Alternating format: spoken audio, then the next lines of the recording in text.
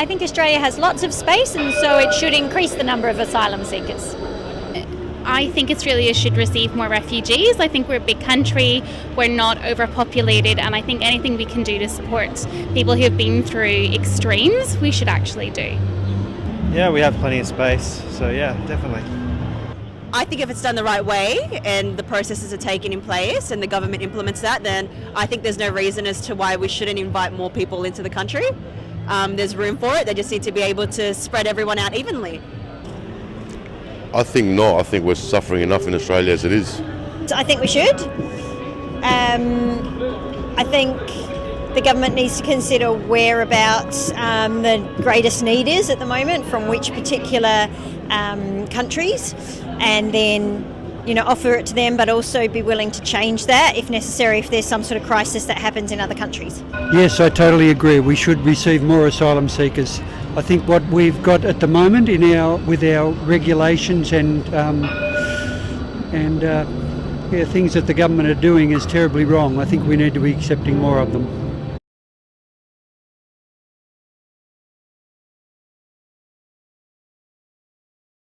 In detention centres, it's managed very poorly. It's actually treated as if it was a prison, which it shouldn't be. I think that they should be detained, but in a humanic way, I guess. It shouldn't be like it's a prison. But I think if people come into the country in the wrong way, I think absolutely they should be sent back. I think it'd be better they're sent home instead of costing Australia more money. I think that that's really unfair if they've come all this way. I think they should process them and let them through. But I do think the policy they have of turning the boats back has been a good thing, because people have less people have lost their lives and lost their savings to pirates because of the new policy. So I think the ones that are here should be processed and allowed to come into Australia.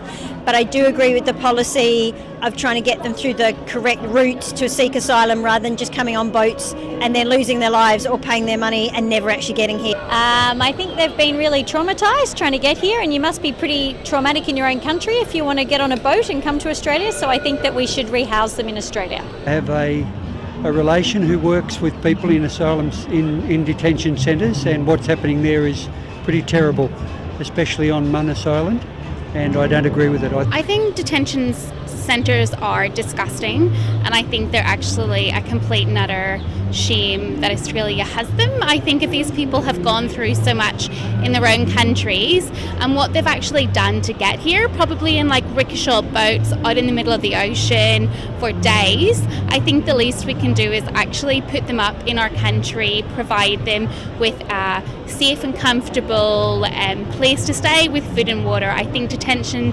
centres are so inhumane and a complete and utter embarrassment for Australia. Well, it kind of depends what their home's like. If it's like, if war's going on or something like that, then they shouldn't be sent home. So case-by-case basis.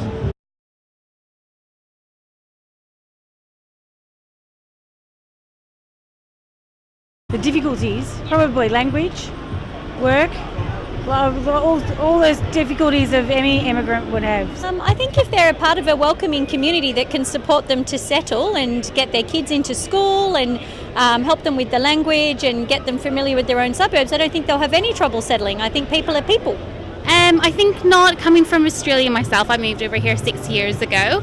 I think the problem is actually understanding Australian culture, understanding how everything works, making your own kind of friends. Your family are far away, so it's trying to kind of, make your own kind of makeshift family and friends, get on the property ladder, find a job is quite hard. I think probably what we need to do is have a look at our policies, because at the moment there is no way that people can come to Australia, receive education, receive any kind of medical help, so we need to review our policies on that. I think the difficulty for them is trying to find a community that's going to accept them and where they feel that they've got support. I think from Australian perspective, for example, I have, as a teacher, I have some Sudanese students in my school, and they find it really hard to assimilate into our culture, but we just have to do the best we can to make them feel supported. Well, they don't get, is it better treatment than back home? That I'm not sure about, but probably more difficult. They're treated like criminals, I suppose, if they're they're locked up.